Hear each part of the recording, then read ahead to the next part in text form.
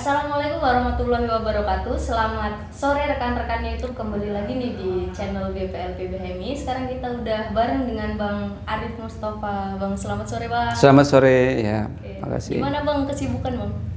Ya masih biasa bisnis properti, cuman ini lagi ya karena gara Covid kan, lagi ini, tapi kita tetap lanjut semangat Tapi new normal berbisnis. ini udah mulai. Ya sudah mulai ya, pembangunan di lapangan sudah mulai berjalan, proses pemasaran juga sudah mulai berjalan. Sudah ada tanda-tanda kembali normal tapi belum normal gitu, makanya dia new normal gitu. Kalau kali ini kita bertemu Bang Arif nih bukan ngobrolin masalah konstruksi dan sebagainya, teman-teman. Kita bakal ngobrol mengenai demokrasi gitu. Tentang demokrasi. Oke, demokrasi substansial mampukah menghancurkan kapitalisme gitu. Jadi gini Bang, kehidupan demokrasi di Indonesia ini kan sudah semakin semarak gitu kan, dengan berbagai isu dan sebagainya. Nah, sementara kalau orang awam seperti saya, taunya demokrasi itu terkaitan dengan politik gitu kan Bang. Tapi sebenarnya apa sih Bang demokrasi itu Bang? Ya demokrasi kan secara substansi kan, kalau dari etimologinya kan demos dan kratos, itu kekuasaan rakyat atau pemerintahan rakyat atau kedaulatan rakyat. Jadi intinya dia sebagai suatu proses antitesa, karena dulu kekuasaan itu memperoleh legitimasinya berdasarkan kekuatan transendental, yaitu legitimasi langit gitu kan. Nah kalau ini legitimasinya adalah dari rakyat. Jadi ini dulu raja itu dianggap sebagai wakil Tuhan di muka bumi. Nah sekarang pemimpin politik itu presiden, perdana menteri, bahkan raja itu tidak memperoleh itu dari langit, tetapi dari rakyat gitu ya, yang disimbolkan cara proses pemberian legitimasinya itu melalui proses demokrasi yang bernama pemilu atau pemilihan. Nah, itu kan secara etimologi substansinya itu kan. Nah, tapi lebih jauh daripada itu, demokrasi itu bukan hanya sedang kedaulatan atau kekuasaan rakyat, tapi sudah berbicara tentang nilai-nilai. Apa itu nilai-nilainya? Misalkan nilai-nilai tentang kebebasan berpendapat, kebebasan berorganisasi, tentang checks and balances di dalam mengelola kekuasaan. Jadi ada namanya trias politika yang dirumuskan oleh pemikir-pemikir abad pencerahan itu kan, ada Montesquieu, John Locke, J.J. Rousseau dan segala macam itu, yang terutama yang sangat populer formulasi trias politika dari Montesquieu kan, yang legislatif, yudikatif sama eksekutif gitu. Nah itu sebenarnya pembagian kekuasaan dalam rangka checks and balances. Nah kemudian demokrasi juga berkembang bukan hanya tentang politik, tetapi ada juga tentang demokrasi ekonomi. Demokrasi ekonomi itu apa sih? Nah sederhananya mungkin kalau dalam konteks Indonesia, kita perhatikan aja pasal 5 Pancasila. Jadi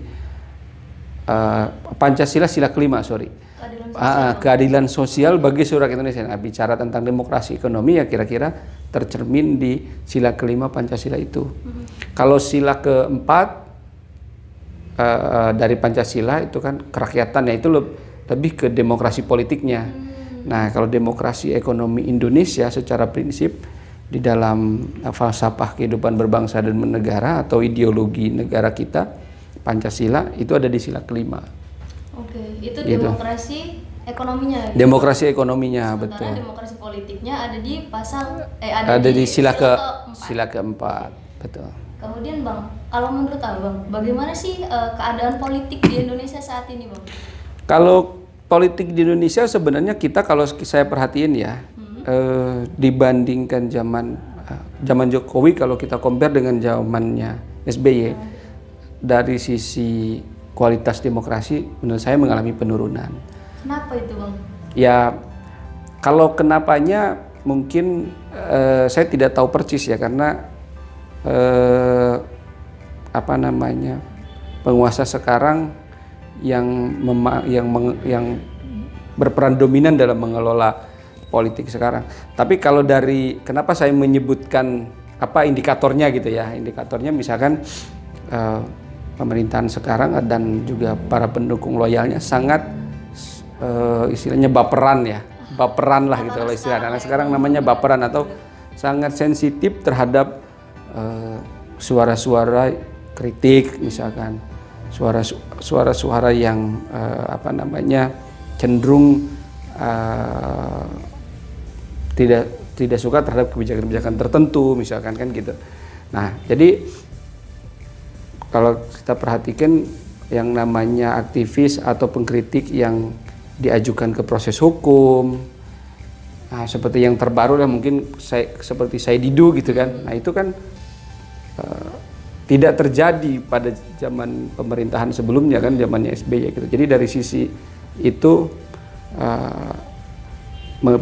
sangat signifikan mengalami penurunan. Kemudian sekarang checks and balances misalkan di parlemen juga, bayangkan di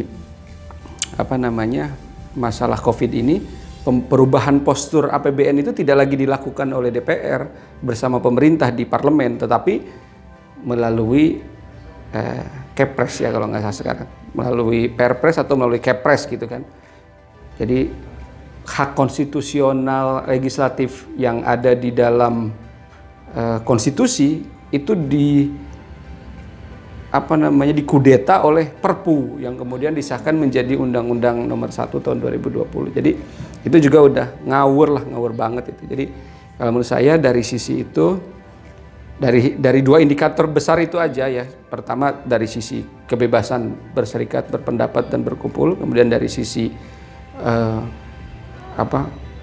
berjalan atau tidaknya trias politika antara eksekutif, legislatif dan yudikatif sudah sangat terlihat kita mengalami kemerosotan. Oke, jadi teman-teman, Bang Arif ini mantan Ketua Umum PBHMI periode berapa Bang? 2008-2010. 2008-2010, itu saya masih SMP mungkin atau SMA gitu Bang, Abang udah jadi Ketua Umum PBHMI gitu. Oke, kalau misalkan nih Bang, demokrasi di Indonesia ini kira-kira sudah dirasakan secara baik belum sih Bang oleh masyarakat, atau sudah berjalan dengan baik belum sebenarnya gitu? Ya, demokrasi kita kan baru benar-benar coba menemukan demokrasi itu kan sejak 98 ya. Jadi dan memang demokrasi itu juga sangat, untuk bisa tumbuh sehat juga dipengaruhi oleh faktor pertama tingkat kemakmuran, kemudian yang kedua tingkat pendidikan masyarakatnya. Dalam masyarakat kita ini kan mayoritas pendidikannya mungkin SMP ke bawah ya, kalau secara statistik. Nah, dengan tingkat seperti itu, kalau kita berharap demokrasi cepat tumbuh dewasa juga agak sulit ya. Terus kemudian yang kedua, secara pendapatan per kapita juga kita masih middle income country ya, belum menjadi negara dengan upper income country gitu kan, atau high income country gitu. Kita masih rendah, masih menengah tingkat. Kita nggak miskin, bukan negara miskin gitu, tapi belum juga menjadi negara yang makmur. Nah, memang dari dua situ kita berharap demokrasi cepat itu terlalu berlebihan. Nah, tapi kita juga harus melihat dari waktu ke waktu nih, dari 98 ke sekarang harusnya ada upaya peningkatan kualitas demokrasi dan mempertahankan capaian demokrasi yang sudah ada. Nah, seperti itu tadi, harusnya kan trias politika sudah ada, yang harus didorong bagaimana trias politika ini, tiga cabang kekuasaan ini masing-masing berjalan efektif gitu kan, bukan salah satu mengambil kewenangan yang lain kan gitu. Terus kemudian dari sisi kebebasan berpendapat, berserikat, berkumpul. Nah, harusnya juga kalau kemarin-kemarin itu sudah ada kebebasan tetapi kualitas pemanfaatan kebebasannya kurang baik, nah jangan sampai kebebasan itu kemudian ditarik gitu kan, dikurangi. Nah, itu kan yang harusnya terjadi gitu. Nah gitu, jadi kalau dari sisi masyarakat mungkin pada umumnya dengan tingkat pendidikan seperti itu, tentu mereka berharap bahwa demokrasi yang hadir ini segera membawa pada tingkat kesejahteraan. Nah, disinilah mungkin perspektif memahami demokrasi ekonomi itu harus lebih tajam kita ini kan. Oke Bang, demokrasi ini kan dari rakyat, oleh rakyat untuk rakyat, Iya. apakah mungkin nih Bang, demokrasi ini akhirnya ditunggangi gitu Bang oleh elit-elit politik? Misalkan kita lihat aja lah Bang, kayak pemilihan beberapa periode belakangan gitu yang rakyat akhirnya ya benar-benar cuma jadikan alat gitu Bang untuk kaum elitis.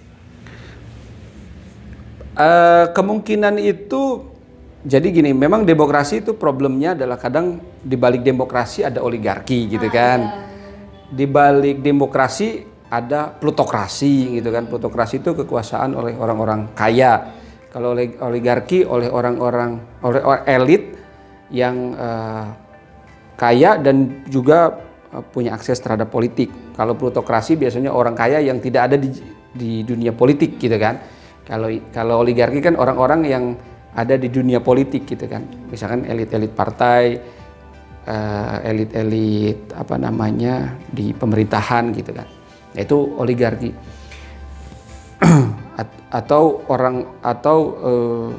Oligarki juga bisa bermakna pengusaha tetapi juga pebisnis kan gitu. Nah jadi itu oligarki yang mana kadang suara rakyat itu diperhatikan ketika diperlukan, seperti pada saat pemilu legislatif maupun eksekutif. Tapi di luar itu yang berjalan bukan aspirasi masyarakat tetapi agenda bisnis mereka misalkan. Nah itu yang sangat mungkin terjadi, dan saya kira dalam konteks Indonesia hari ini indikasi ke arah situ terlihat jelas gitu kan, terlihat jelas. Nah hanya saja kan begini ya, jadi ada ukuran-ukuran yang apa namanya,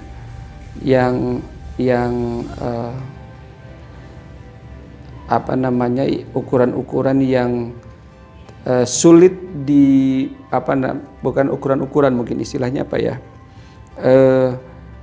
ini sulit dibuktikan gitu loh, proses penunggangan yang misalkan seperti ada proses manipulasi suara misalkan kan, apakah betul proses manipulasi ini bisa dibuktikan atau tidak. Nah ini memang kita dihadapkan pada, kalau saya sih ngelihatnya sekarang ini, problem kita yang terbesar ini adalah problem moral dan etika dalam mengelola kekuasaan. Ini problem nih, sekarang kan kita tahu ada berapa ratus komisaris BUMN yang ternyata adalah juga pejabat di birokrasi di pemerintahan, ada di kepolisian, ada juga bahkan sekarang baru-baru ini muncul yang orang kehakiman kan, hakim atau jaksa gitu, jaksa atau hakim saya lupa itu, yang juga adalah menjadi komisaris gitu. Nah itu kan udah apa istilahnya, kalau dulu kita menolak namanya duifungsi TNI, nah sekarang ini Polri duifungsi gitu kan. Hakim atau jaksa pun difungsi gitu kan, jadinya birokrasi apalagi udah lama menjadi difungsi. Yang namanya dirjen-dirjen di kementerian itu dari dulu juga suka menjadi komisaris di BUMN gitu kan. Nah itu menurut saya ini nggak bisa nih, secara etika kekuasaan potensi konflik of interestnya tinggi. Misalnya kayak kartu prakerja aja contohnya nih, yang saya sempat concern sekali dan sampai sekarang juga masih concern di situ. Kartu prakerja itu pada saat perpresnya diterbitkan gitu ya, itu bulan Februari, ada satu staf khusus gitu ya, presiden yang juga CEO dari salah satu rekanan atau mitra resmi dari program Kartu Prakerja gitu loh. Jadi bayangkan dia pemilik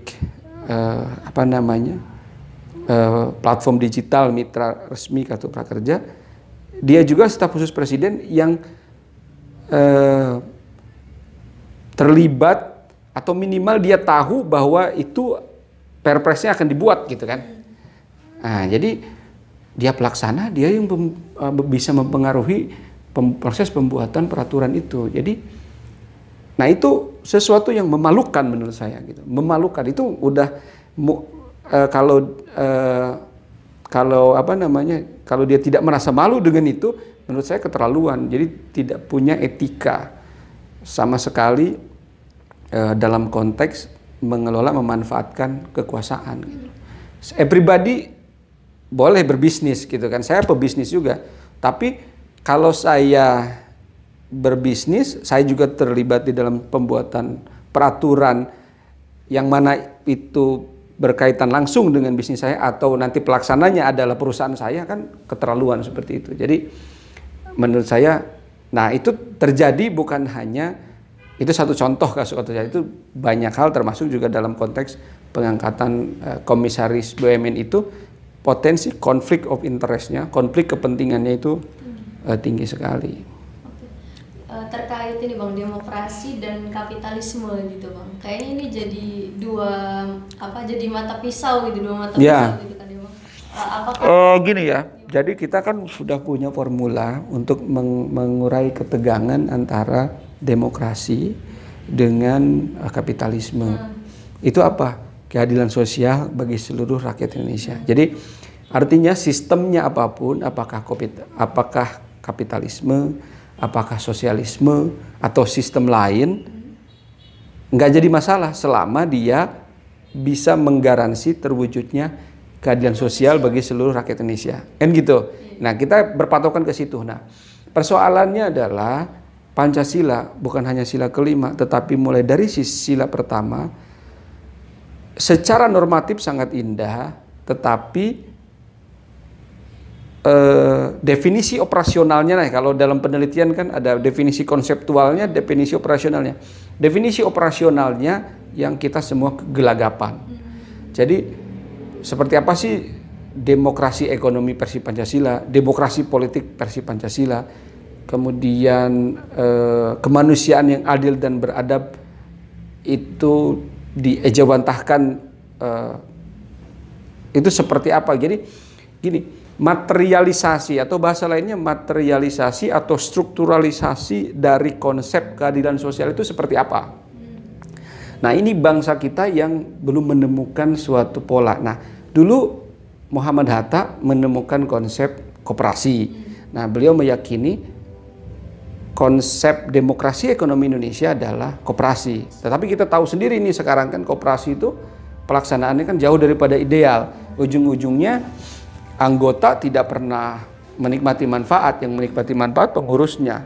Dan itu juga akhirnya hanya semu gitu kan, kelembagaannya aja koperasi, tapi isinya perusahaan juga gitu kan. Nah, kita belum menemukan. Nah, tapi ini tantangan buat kita sebagai sebuah bangsa, bagaimana model demokrasi ekonomi berbasis keadilan sosial bagi seluruh rakyat Indonesia itu terwujud. Nah, kita coba nih salah satu ya, misalkan kita perhatikan, nih saya pelaku UMKM juga soalnya kan, 60% PDB itu disumbang oleh UMKM. 60% PDB, produk domestik bruto Indonesia itu 60% UMKM. Kemudian tenaga kerja 97% itu UMKM. Bukan perusahaan besar cuma 3%. Kemudian PDB 60% UMKM, perusahaan besar 40%, tapi dari sisi tenaga kerja mereka cuma 3%, UMKM 97%. Kemudian dari sisi kredit perbankan, UMKM itu dari tahun 2019 itu ada sekitar 5.000 triliun kredit ke usaha, UMKM maupun perusahaan besar. Yang masuk ke UMKM berapa? Cuman 1.000 triliun. Dari 5.000 triliun, yang 4.000 triliun kemana? Lari ke perusahaan besar. Nah, artinya gini, dari sisi ini aja terlihat bahwa secara kontribusi PDB UMKM mayoritas 60%, tapi kok perbankan menyalurkan kredit 80% ke perusahaan besar, UMKM cuma 20%. Tenaga kerja UMKM 97%, perusahaan besar cuma 3%. Nah, dari sini aja terlihat sebenarnya bahwa demokrasi ekonomi kita, keadilan sosial ini sulit terwujud karena uang yang masuk ke UMKM untuk menggerakkan UMKM itu hanya 20%, sementara dia menanggung, dia harus berbagi untuk 97% tenaga kerja dia juga harus berkontribusi 60, sementara dia berkontribusi untuk 60% PDB. Nah, jadi apa nih yang harus dilakukan gitu kan agar mayoritas pelaku usaha ini ya, ada 65 juta pelaku usaha UMKM. Kalau pelaku usahanya mungkin nggak sampai ya, kalau nggak salah sekarang rasionya itu 3,1%. Jumlah entrepreneur di Indonesia ini 3,1% kali populasi kita 260 juta lah kan. Jadi berapa juta tuh? 3 kali ya mungkin sekitar 8 juta ya, 8 juta pengusaha.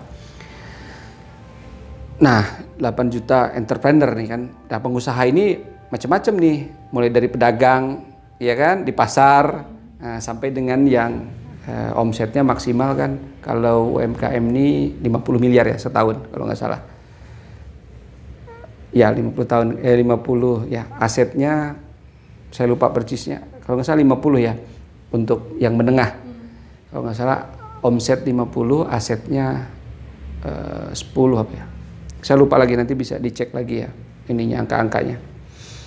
Nah, jadi dengan kondisi seperti itu, apa nih materialisasi atau definisi operasional dari pasal keadilan sosial ini untuk agar demokrasi ekonomi ini tercipta. Nah, ini di sini perlu terobosan terkait dengan UMKM itu. Misalkan gini, satu contoh, misalkan di Cina ada namanya Shenzhen Stock Exchange. Itu adalah bursa sahamnya untuk para UMKM. Jadi kalau sekarang ini kita tahu ada BEJ gitu kan, Bursa Efek Jakarta itu hanya untuk perusahaan besar, karena ada syaratnya kalau nggak salah minimal asetnya 50 miliar kalau nggak salah, apa 100 miliar gitu untuk bisa go public. Nah, kalau saya misalkan dengan punya aset 10 miliar misalkan, atau 5 miliar misalkan, atau 1 miliar, ini pengen berkembang, masuk ke bank, tahu sendiri kan, kelihatan bahwa terlalu banyak regulasi. Nah, paling mudah masuk ke go public nih misalkan. Nah, ini space-nya mana? Negara tidak menyiapkan itu. Nah, kalau di Cina, di Shenzhen sana ada dia pasar itu. Nah, kenapa enggak itu juga diciptakan oleh pemerintah? Mulai dibikin pasar saham sehingga UKM ini bisa go public, gitu, bisa memperoleh dana dari publik dan bisa dengan pendanaan itu bisa lebih cepat ininya. Itu satu contoh. Kemudian yang contoh lain misalkan untuk agar demokrasi ini lebih demokrasi ekonomi. Nah, kita lihat dari sisi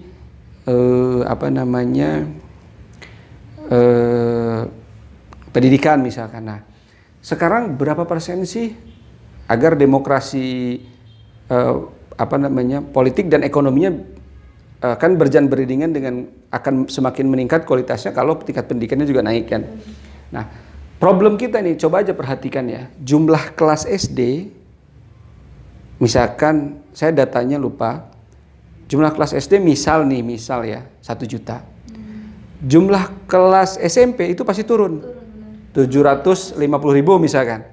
Jumlah kelas SMA turun lagi menjadi 500.000 misalkan. Perguruan tinggi mungkin cuma 100.000, 200.000 jumlah kursinya, kapasitasnya. Nah, dengan kondisi seperti itu tidak mungkin kan peningkatan kualitas peningkatan rata-rata tingkat pendidikan masyarakat Indonesia itu tercapai, karena ketika dia lulus SD mau masuk SMP jumlah kelasnya terbatas, pasti ada yang terbuang. Kan gitu.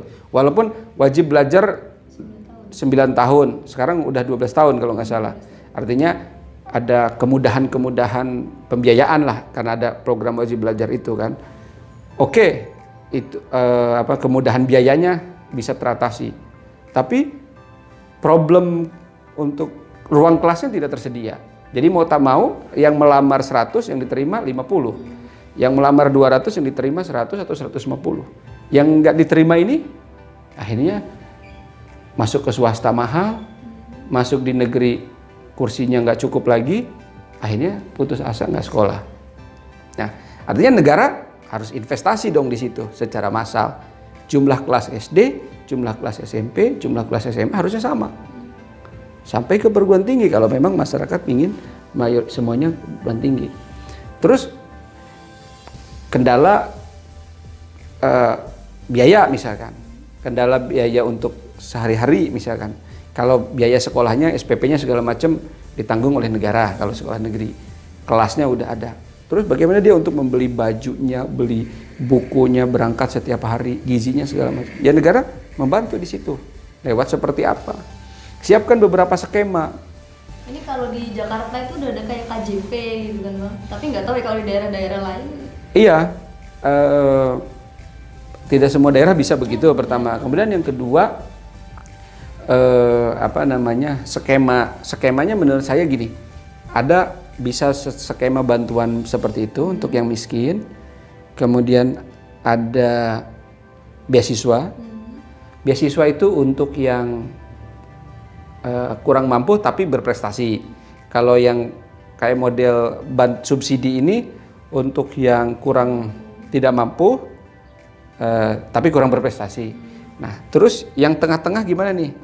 Antara mampu dan kurang mampu, menengah, dan nggak pinter-pinter juga. Nah, ini problem juga nih yang menengah ini. Tapi punya keinginan. Itu gimana? Harus ada solusinya. Misalkan ini kalau di luar negeri ada namanya pinjaman untuk menempuh studi. Nah, misalkan mungkin di Indonesia bisa diberlakukan untuk perguruan tinggi dulu lah. Nanti ke depan untuk SMA juga bisa diberlakukan. Jadi yang mau lanjut ke SMA atau ke perguruan tinggi, di beasiswa nggak dapat, bantuan juga nggak dapat, nah gitu. Tapi sekolah juga agak berat juga biayanya gitu, bisa mengajukan kredit, gitu loh, kredit dengan bunga atau tanpa bunga misalkan. Nanti ketika dia bekerja, dia harus ganti kepada negara gitu. Harus ada opsi itu menurut saya. Jadi akan lebih banyak lagi orang yang bisa sekolah. Sekarang ada sih Bang pinjaman tapi dia swasta Bang. Jadi berbunga. Misalkan kita pinjam 1 juta nih Bang, bunganya 400.000 gitu. Nah, itu yang pinjaman online. Pinjaman Wah, online. itu tuh bahaya itu justru bahayanya di situ. Jadi ini negara harus mencegah itu secara maksimal karena itu bentuk eksploitasi ekonomi baru. Jadi melalui pinjaman, fintech kan mudah mendapatkannya, tapi bunganya tinggi, tanpa agunan. Nah itu ujung-ujungnya adalah proses eksploitasi uang ditarik ke venture yang menyelenggarakan ventura yang menyelenggarakan fintech itu. Nah, ini harusnya pemerintah sangat sensitif nih dengan hal ini. Harusnya yang seperti itu dicegah. Ya caranya pemerintah misalkan melalui BRI atau melalui bank pemerintah yang lain menyiapkan skim khusus untuk mahasiswa atau untuk anak SMA yang menempuh studi itu, yang mengalami kesulitan keuangan, bisa mendapatkan kredit itu tanpa bunga dan dibayarnya bukan sekarang. Kalau fintech itu kan begitu Anda pinjam bulan depan Anda harus bayar bunganya. Tapi dibayarnya nanti setelah lulus. Setelah bekerja. Kan sekarang udah ada single identity kan. Jadi dimanapun dia bekerja kan pasti terdata tuh. Dimanapun dia pindah kerjanya kan pasti terdata. Single NIK ini kan nomor induk kependudukan kan single identity number itu kan. Jadi pasti terlacak dia kan, dan itu semua digunakan kan untuk bikin SIM, untuk mengurus pajak, semua kan dipakai itu. Jadi dengan data itu seharusnya bisa diberlakukan tuh, yang nggak usah khawatir misalkan ketika dia udah bekerja terputus komunikasinya, nanti sulit ini, nggak mungkin karena kan pasti terlacak. One day dia menggunakan NIK-nya itu untuk keperluan mau nikah aja misalkan dia ini kan pasti ketahuan gitu, kerja di mana dia bayar pajak pasti ketahuan.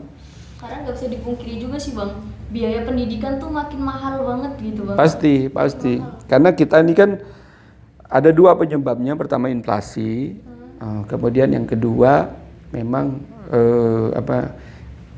ada istilahnya gini, perkembangan teknologi-teknologi baru di dunia pendidikan, misalkan kayak buku baru, terus kemudian pasti menuntut adanya peningkatan cost lah gitu pasti.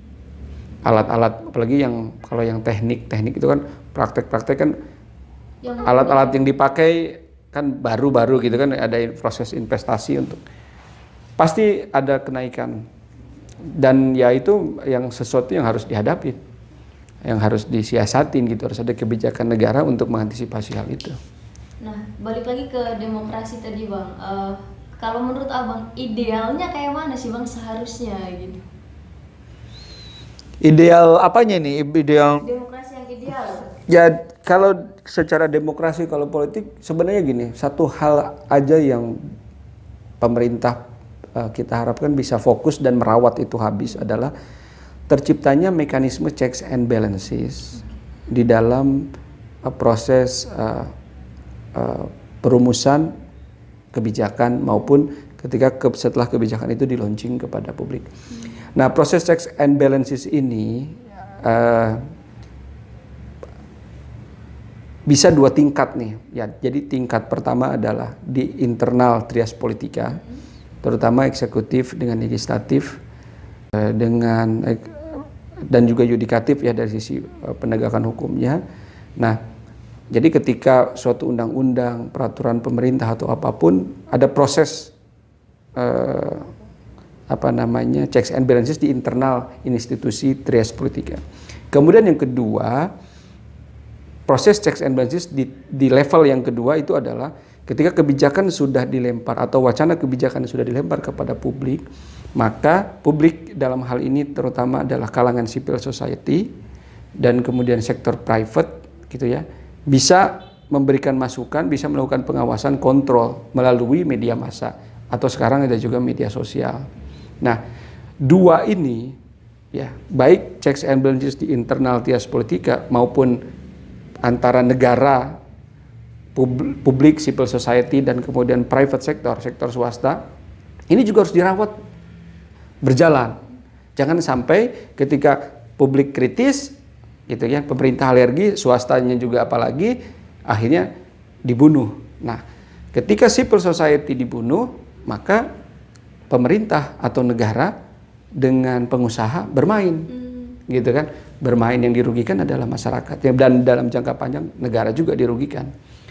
Nah, gitu. Jadi fokus aja kedua itu saja, merawat, karena kan gini, kenapa demokrasi yang tadinya kenapa yang tadinya legitimasi politik dari Tuhan, dari langit itu ditolak dan kemudian diperkenalkan demokrasi bahwa kekuasaan itu berasal dari rakyat, bukan dari Tuhan.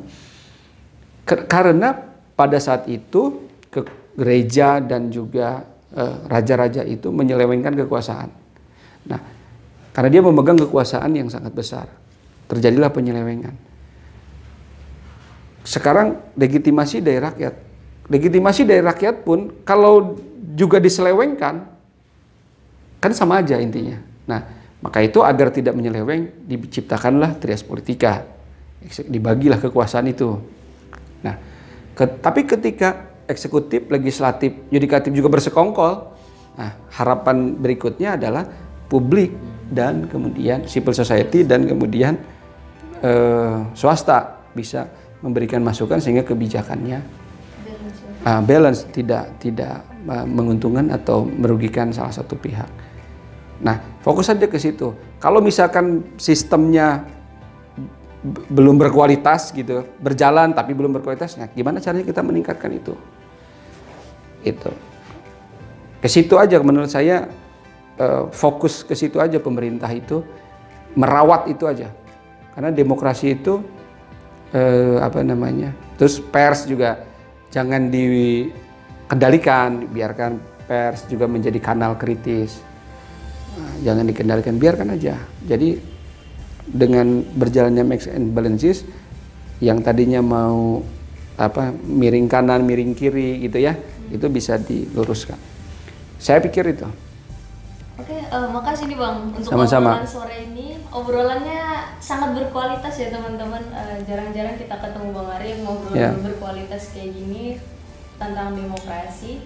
Semoga Bang sehat selalu Bang. Amin. Makasih. Lain Makasih, kali- makasih. Lain kali kita bisa ketemu lagi lah di channel BPL. Boleh, lain kali kita bicara entrepreneurship. Boleh. Itu wacana lah. Nanti kita wacanakan kemungkinan tema selanjutnya tentang Boleh, entrepreneurship. Karena itu sangat penting gini. Jadi demokrasi Indonesia ini kan demokrasi yang cenderung demokrasi liberal gitu ya. Demokrasi liberal kita ini high cost gitu ya. Jadi nah karena high cost